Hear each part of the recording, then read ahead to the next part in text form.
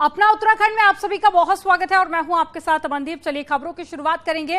मुख्यमंत्री पुष्कर सिंह धामी आज चंपावत और हल्द्वानी के दौरे पर रहेंगे, जहां सबसे पहले सीएम दोपहर 12 बजे रीठा साहिब गुरुद्वारे पहुंचकर मत्था टेकेंगे और जोड़ मेले का शुभारंभ करेंगे। वहीं दोपहर 1:30 बजे काठगोदाम सर्किट हाउस में बैठक करेंगे और इसके बाद भी शाम 7:30 बजे टनकपुर में शाम बाबा जागरण में शामिल होंगे। तो दिन भर का क्या स्केड्यूल रहेगा सीएम का, वो हम आपको बता रहे हैं।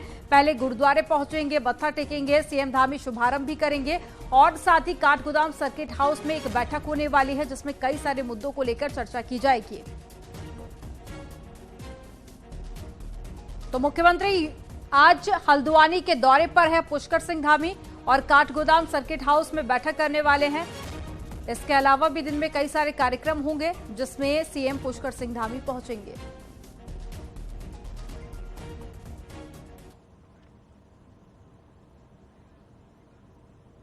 देहरादून से बड़ी खबर मिल रही है, जहां पर आज आईएमए में ग्रेजुएशन सेरेमनी हो रही है और आईएमए की एसीसी विंग की ग्रेजुएशन सेरेमनी में आज ह्यूमैनिटी स्ट्रीट में 26 कैडेट्स को डिग्री मिलेगी, जबकि साइंस स्ट्रीट में 12 कैडेट्स को डिग्री दी जाएगी।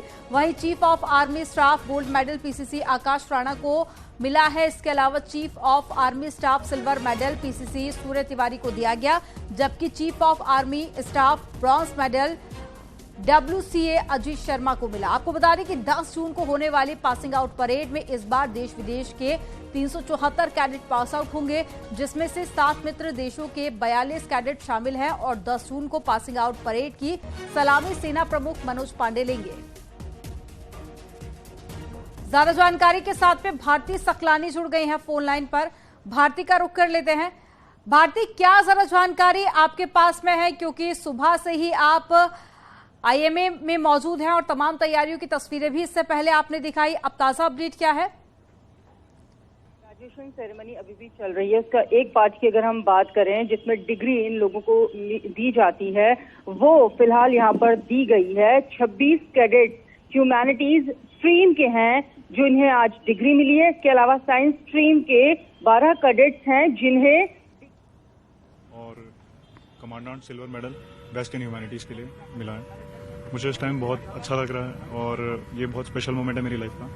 लेकिन जैसे कि हमारे कमांडेंट ने आज बताया, मैं अब जो कि मेरा लास्ट ईयर रहेगा इंडियन मिलिट्री एकेडमी में, फिर से जीरो से स्टार्ट करूंगा और ये पूरी शिद्दत से कोशिश करूंगा कि एक दृढ़ निश्चय के साथ, जैसे मैंने लक्ष्य अपने लिए बनाया था जब मैं पहली बार मैंने यहाँ कदम रखा था, उसी तरीके से मैं वहाँ भी परफॉर्म करूँ और अपने माता पिता, अपने इंस्ट्रक्टर्स, अपने दोस्तों और हर उस इंसान का जिसको मेरे ऊपर यकीन है और जो मुझ पर भरोसा रखते हैं, मैं अच्छे तरीके से उन लोगों का नाम रोशन करूँ।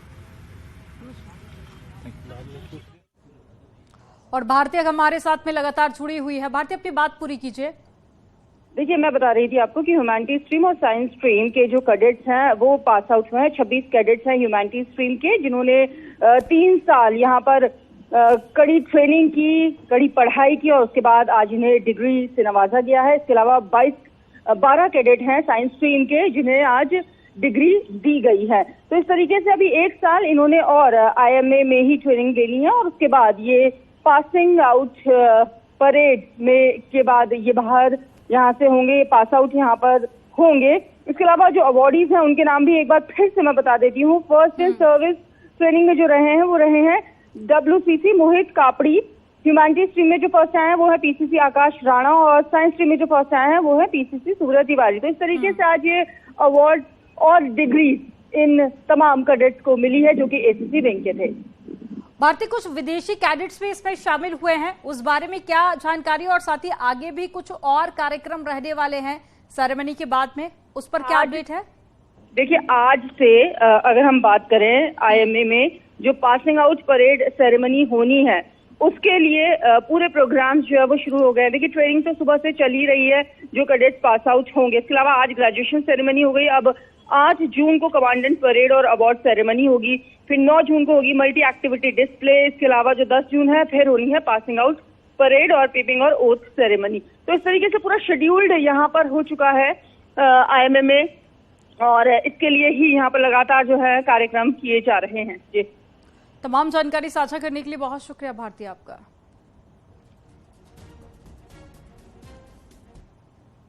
और उत्तरकाशी में बढ़ रही रेहड़ी फेरी वालों की तादाद और पुरोला, विकासनगर और साथ ही दिल्ली की घटना पर व्यापार मंडल ने कड़ा आक्रोश जताया। घटना को लेकर व्यापारी आज बाजार बंद करने का ऐलान कर चुके हैं और तेजी से जिले में बस रहे बाहरी लोगों और उनके अतिक्रमण को हटाने की मांग को लेकर जुलूस प्रदर्शन करने का भी ऐलान किया गया, जिसको देखते हुए बड़ी संख्या में पुलिस तैनात की गई है और पुलिस ने पूरे बाजार में फ्लैग मार्च निकाला। आपको बता दें कि पुरोला में एक विशेष समुदाय के लड़के द्वारा नाबालिग लड़की को बहला फुसलाकर भगाकर ले जाने का मामला सामने आया था और मामले में आरोपी दोनों युवक पुरोला में मैकेनिक और साथ ही रजाई गद्दे की दुकान पर काम करते हैं। और वहीं मामले को बढ़ते देख पुरोला से 42 लोग रातों रात दुकान बंद कर चले गए थे और इस प्रकार की घटना को लेकर व्यापारी बाहरी राज्यों से रेहड़ी और फेरी करने वाले और साथ ही दुकान में काम करने वाले लोगों की जांच और वेरिफिकेशन किए जाने की मांग कर रहे हैं।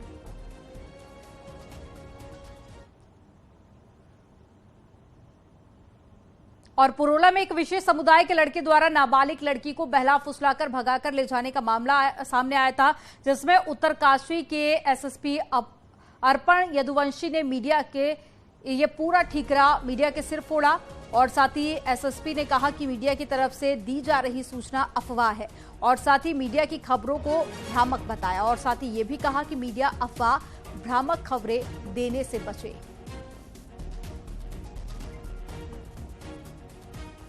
साल बताई गई तो इसमें पॉक्सो एक्ट की बढ़ोतरी की गई और इसी अभियोग के तहत जो है जो दोनों अभियुक्त हैं उनको जेल भेजा गया और 14 दिन की जो है जुडिशियल कस्टडी पे हैं।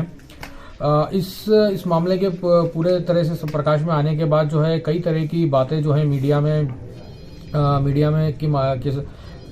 के माध्यम से कई तरह की सूचनाएं प्रसारित हो रही हैं। इसमें कई सारी सूचनाएं जो है भ्रामक भी हैं और अफवाह भी हैं। तो देखिए, कल ये खबर सामने आई थी जहां पर दो लड़के द्वारा एक हिंदू नाबालिग लड़की को बहला फुसलाकर भगाने का आरोप लगा था, जिसके बाद में बीजेपी के कई सारे नेताओं का बयान सामने आया। उन्होंने इस पूरे मामले को लव जिहाद से जोड़कर देखा और साथ ही एक बड़ा एक्शन लेने की बात भी कही, लेकिन अब ये मामला तूल पकड़ता जा रहा है। जहां एक तरफ व्यापारियों में खासा आक्रोश है तो वहीं कुछ लोगों का ये भी कहना है कि इस मामले को मीडिया द्वारा गलत तरीके से पेश किया गया और साथ ही हम आपको वो भी बयान सुना रहे थे जहां पर मीडिया की खबरों को भ्रामक बताया गया। तो ये उत्तरकाशी के एसएसपी थे जिन्होंने इस खबर को गलत बताया और जो पॉस्को का मामला सामने आया था जिसमें कहा गया था कि लड़की नाबालिग है तो पॉस्को का मामला लगेगा, उसको भी यहां पर गलत बताया गया। हालांकि देखिए, लोगों में आक्रोश काफी ज्यादा बढ़ गया है क्योंकि इस तरह के मामले पहले भी सामने आए थे।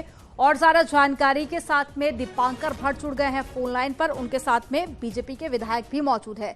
दीपांकर, पूरे मामले को लेकर क्या अपडेट है, क्योंकि एसएसपी को हम सुन रहे थे वो खबर को भ्रामक बता रहे हैं और साथ ही आपके साथ में बीजेपी के नेता हैं तो उनसे भी बात कीजिएगा। बिल्कुल, क्योंकि 26 मई की एक घटना है पुरोला की जहां पर एक नाबालिग लड़की को भगाने की कोशिश हुई, तब से पूरे उत्तरकाशी में तनाव है। आज उत्तरकाशी की पूरी मार्केट वहां पर व्यापार मंडल ने बंद की है। कल फ्लैग मार्च किया गया था यहाँ पर पुलिस की तरफ से। कल बड़कोट का मार्केट बंद रहेगा। तो उत्तरकाशी डिस्ट्रिक्ट में जिस तरीके से तनाव इस वक्त बढ़ा हुआ है, ऐसे में एसएसपी का ये कहना कि मीडिया भ्रामक खबरें फैला रहा है। तो एक हकीकत ये भी है कि पुरोला में जो घटना हुई वो फैक्ट है, लेकिन उसके बाद जो स्थितियां वो कहीं ना कहीं अगर फ्लैग मार्च वहां पर कर रही है तो कहीं ना कहीं पुलिस की भी एक जिम्मेदारी बनती है और पुलिस को भी घटनाओं का सीधा सीधा पता होगा। ऐसे में सब कुछ ठीकरा मीडिया के सर छोड़ देना ये बिल्कुल भी नहीं कहा जाएगा कि मीडिया तक माहौल बना रहा है। मीडिया कहीं पर भी माहौल नहीं बना। मीडिया ने जहां पर भी अभी रिपोर्टिंग की है, जो प्रतिष्ठित संस्थान है उनकी तरफ सही यहाँ पर रिपोर्टिंग की गई है, लेकिन ऐसे में एसएसपी का बयान कई सवाल खड़े करता है। मेरे साथ पुरोला विधायक दीपांकर बीजेपी के विधायक है, जरा उनसे भी रिएक्शन लीजिएगा क्योंकि एक गंभीर मामला जिसको लेकर कल तक हम देख रहे थे कि कई बड़े बयान बीजेपी की तरफ से भी दिए गए, अब इसको भ्रामक बताया जा रहा है, तो इस पे उनका भी रिएक्शन लीजिए। दुर्गेश्वर लाल हमारे साथ है। सर, जिस तरीके से वहां पर ये एसएसपी कह रहे हैं, लेकिन एक फैक्ट ये भी नाबालिग को भगाने की कोशिश हुई, तो वहां पर स्थितियां अभी हैं और आप मानते हैं कि इस तरह से मीडिया पर दोषारोपण करना ठीक नहीं है। हेलो, मैं ये कहना चाहता हूं, अगर एसएसपी ने कहा कि जो है मीडिया के द्वारा जो है इस तरीके से दुष्प्रचार किया जा रहा है, मैं कहता हूं कि इस तरीके से बिल्कुल सरासर गलत है। वो इस नाबालिग लड़की को भगाने की कोशिश नहीं हुई, उसको भगा रहे थे। लेकिन हमारे कुछ कार्यकर्ता थे जिन्होंने उस बच्ची की जान बचाई और उनकी बच्ची बच गई। लेकिन एक बात कहना चाह रहा हूँ, अगर पुलिस मार्च कर रही है, तमाम चीजें कर रही है, उनकी ड्यूटी है, लेकिन जो वहाँ आज चाहे आप हो, चाहे बड़कोट में हो, चाहे अदर प्लेसेस हो, आज बाजार बंद है। वो बाजार बंद वहाँ के जो खुद जो स्थानीय लोग है, जो प्रतिनिधि लोग हैं, लोगों ने किया है, वो इसलिए किया गया वहाँ पे बाजार बंद कि इस तरीके की घटनाएं आए दिन पिछले 2-2.5 साल हुई थी, वो चाहे नौगांव में हो, 9 साल की बच्ची को जो है 3 तक इन्हीं समाज के लोगों ने करके रखा था। 9 साल की बच्ची के साथ क्या करते हैं, कहीं ना कहीं उसके साथ या तो उसको देवास या कहीं जाके उसके साथ अनर्थ। तो इस तरीके से जो वहाँ के लोग हैं, उन्होंने जो है आने वाले समय में कोई इस तरीके की घटना ना हो, इसलिए जो है लोग वहाँ के आज जो खुद जो जागरूक हुए हैं और अपने भविष्य के बारे में चिंतित है। लोगों में गुस्सा काफी ज्यादा बढ़ता जा रहा है और एक गंभीर एक्शन की लोगों के द्वारा मांग भी यहां पर की जा रही है। तस्वीरें हम लगातार देख रहे हैं जहां पर बाजार बंद है, व्यापारी दुकान नहीं खोल रहे हैं। हमारे साथ में जुड़ने के लिए आपका बहुत शुक्रिया। और दीपांकर भी हमारे साथ में जुड़े हुए थे। दीपांकर, तमाम जानकारी साझा करने के लिए बहुत शुक्रिया आपका।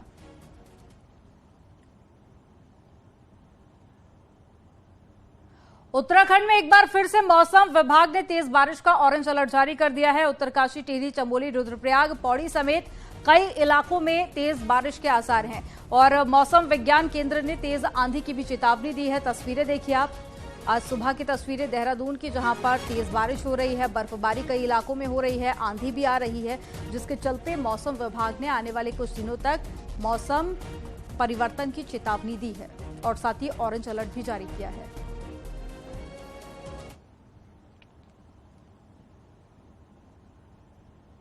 उत्तराखंड में कई जिलों में तेज बारिश का सिलसिला जारी है। पश्चिमी विक्षोभ के चलते प्री मानसून शॉवर सक्रिय होना इसकी अहम वजह मानी जा रही है।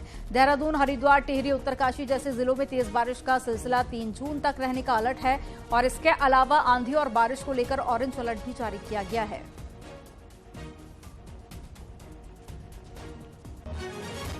स्थानों पर भी कुछ जगह पत्थर गिरने की संभावना व्यक्त की गई है, तो बैरियर्स पे भी ट्रैफिक को रोका जा रहा है, उनको भी सेंसिटाइज किया जा रहा है कि खतरनाक स्थानों पर थोड़ा ध्यानपूर्वक परिवहन करें और जहाँ जहाँ पे खतरा महसूस हो रहा है वहाँ परिवहन को रुकवाया भी जा रहा है कुछ समय के लिए। उत्तरकाशी में गुरुवार शाम को डाबरकोट के पास में मलबा आने से हाईवे बंद हो गया, जिसे पुलिस के द्वारा जेसीबी मशीन से खुलवाया गया। मार्ग बंद होने के कारण यात्रियों को जगह जगह रुकवाया गया, जिन्हें मार्ग खुलने से बड़ी राहत मिली। आपको बता दें कि डाबरकोट भूस्खलन जोन के सक्रिय होने से यात्रियों को परेशानी का सामना करना पड़ रहा है। बारिश होते ही मार्ग बंद हो रहा है। प्रशासन यात्रियों से संभल कर जाने की अपील भी कर रहा है।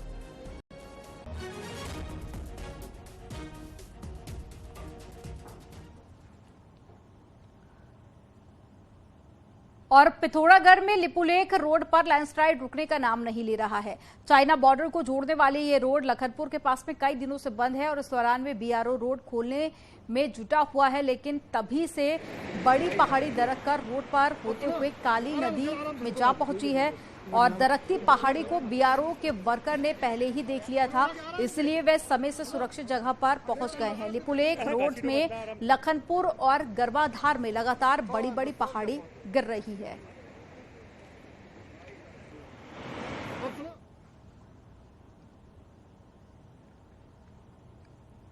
पिथौरागढ़ के लिपुलेख रोड लखनपुर में बंद है, जिस कारण आदि कैलाश यात्रियों के साथ साथ सैकड़ों सैलानी और स्थानीय लोग फंसे हुए हैं। ऐसे में फंसे लोगों को एसडीआरएफ और पुलिस के जवान जान जोखिम में डालकर बाहर निकाल रहे हैं। एसडीआरएफ के जवानों ने अभी तक 60 लोगों को सुरक्षित बाहर निकाल लिया है और ये कार्य लगातार जारी है। साथ ही आपको बता दें कि उत्तरकाशी में गंगोत्री हाईवे पर यात्रियों को लेकर जा रही रोडवेज बस घटना होने से बाल बाल बच गई। धराली से आगे साइड देते समय बस का टायर सड़क से बाहर चला गया और गनीमत ये रही कि बस हादसा होने से बाल बाल बच गई। बस में सवार 40 यात्रियों को उतारा गया, जिन्हें धराली होटल में ठहराया जा रहा है, जिसकी तस्वीरें भी सामने आई हैं। तस्वीरों में आप देख सकते हैं कि किस तरह से बड़ा हादसा होते होते टल गया। हालांकि गनीमत रही कि सभी लोग सुरक्षित हैं जिन्हें होटल में ठहराया गया है।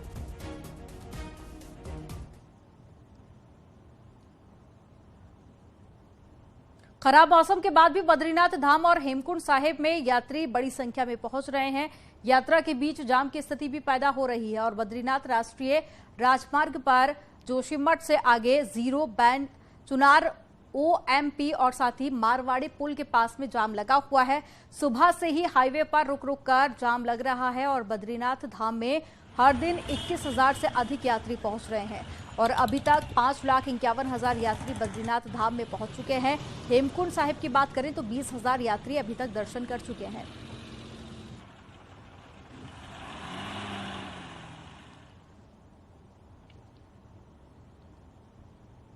और चलिए बात करेंगे नैनीताल की। नैनीताल में अब मोबाइल हॉक्स के जरिए यातायात का मैनेजमेंट होगा। पर्यटकों की भीड़ और पार्किंग की कमी के चलते पुलिस ने नया प्लान बनाया है। इसके जरिए पर्यटकों को पार्किंग और नो पार्किंग जोन की जानकारी लगातार दी जाएगी और मोबाइल टीम नैनीताल को माल रोड से लेकर नारायण नगर और रूसी बाईपास में पर्यटकों को नैनीताल में खाली पार्किंग स्पेस की जानकारी तो देगी ही, साथ ही माल रोड में वाहन खड़े करने के दौरान में जुर्माने का प्रावधान भी बताया जाएगा। दरअसल नैनीताल में पर्यटकों का दबाव बढ़ने के बाद में पार्किंग की समस्या बन रही है तो टूरिस्ट कहीं भी अपने वाहन खड़े कर रहे हैं, जिसके चलते जाम की स्थिति पैदा हो रही है।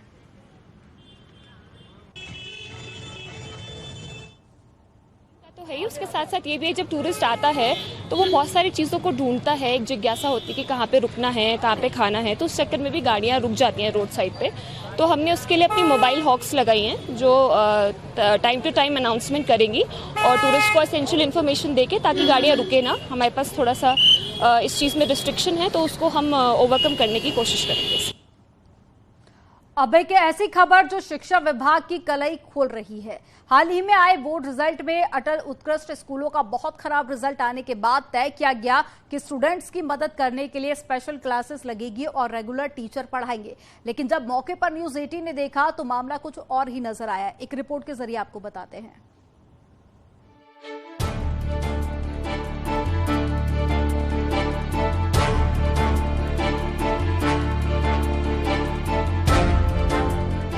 धूमधाम से खोले गए 189 अटल आदर्श स्कूलों में बच्चों को इंग्लिश क्लासेस देने के साथ साथ ओवरऑल परफॉर्मेंस निखारने का दावा किया गया।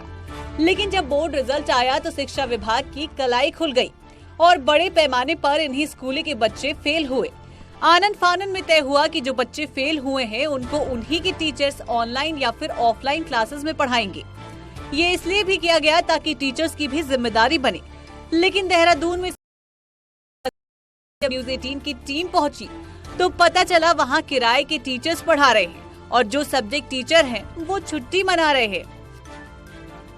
में ये जंप करके आए हैं CBSE बोर्ड में, तो मेन प्रॉब्लम यही आ रही है कि हिंदी मीडियम के हैं और एकदम से बच्चों के लिए मुश्किल है। It is very difficult. हमारी ड्यूटी बनती है, अब हम बेस्ट ऑफ बेस्ट ही करेंगे। उनको ज्यादा से ज्यादा MCQ क्वेश्चंस कराएंगे या शॉर्ट क्वेश्चंस कराएंगे या उनको स्टेप्स बताएंगे कि how to cover the numbers. एक ही सब्जेक्ट को एक ही टीचर, मतलब एक जो आपका टॉपिक है उसको 2 टीचर अगर पढ़ाएंगे तो बच्चा कंफ्यूज होगा ऑब्वियसली। लेकिन मेरी कोशिश ये रहती है कि मैं सबसे पहले बच्चों को एक ये महसूस कराऊं कि ऐसा कुछ नहीं है, कि आपका नया कुछ नहीं है। मैं जानना चाहूंगा सबसे पहले बच्चे की आपका बेसिक प्रॉब्लम क्या है, वो क्या समझना चाहता है। सबसे पहले तो हमारा काम तो यही है कि हम क्वालिटी एजुकेशन को आपको प्रोवाइड कराएं। शिक्षा विभाग ने टेलीकम्युनिकेशन कंसल्ट इंडिया लिमिटेड नाम की एक फर्म के साथ करार किया हुआ है, लेकिन यहाँ पढ़ने वाले बच्चों को नहीं पता कि उनके टीचर कौन है, ना ही टीचर्स को ये पता है कि बच्चे कौन हैं। नहीं, अगर देखिए ऐसा है तो निश्चित रूप से गंभीर बात है, क्योंकि कंपार्टमेंट की जो परीक्षा है जुलाई में होनी है और पूरा 1 महीना हमारे पास है कि हम उनको पढ़ा करके और उनको उत्तीर्ण कराएं। इसीलिए ये कहा गया था कि जिन शिक्षकों के विषय में कंपार्टमेंट्स आई हैं, कंपार्टमेंट देना है बच्चों को, शिक्षक आएंगे और 1 महीने बच्चों को पढ़ाएंगे और उनको उत्तीर्ण कराएंगे। तो उसी उद्देश्य के लिए किया गया और अगर कोई लापरवाही कर रहा है तो निश्चित रूप से उनके खिलाफ कार्रवाई की जाएगी। अब आप ये समझिए कि कैसे स्टूडेंट सिलेबस कवर करेंगे जब उन्हें एकदम नए टीचर्स पढ़ा रहे हों और उनके पढ़ाने का पैटर्न एकदम अलग हो। यानी उत्तराखंड में शिक्षा विभाग जो ना करे वो कम ही है। देहरादून से न्यूज 18 के लिए भारती सकलानी उनियाल की रिपोर्ट। टिहरी में श्रीदेव सुमन विश्वविद्यालय में नियुक्तियों का मामला एक बार फिर से गर्मा गया है। स्थानीय लोगों ने इसकी शिकायत की है और विश्वविद्यालय प्रबंधन पर मनमानी का आरोप लगाया। विश्वविद्यालय प्रबंधन द्वारा श्रम विभाग की दरों पर नियुक्ति के लिए विज्ञापन जारी किया गया, जिसके लिए 7 जून को इंटरव्यू होना है। तो वहीं मामले में वीसी का कहना है कि विश्वविद्यालय में स्टाफ की लगातार कमी चल रही है, जिसके लिए शासन से अनुमति मांगी गई है और शासन से अनुमति मिलने के बाद ही नियुक्तियां की जाएंगी। अस्थायी रूप में हमें यहाँ पर इनको नियुक्त रखने की परमिशन दी जाए। इसके लिए हमने अभी एडवर्टाइजमेंट किया है। 7 तारीख को हमारा इसका वॉक इन इंटरव्यू रखा है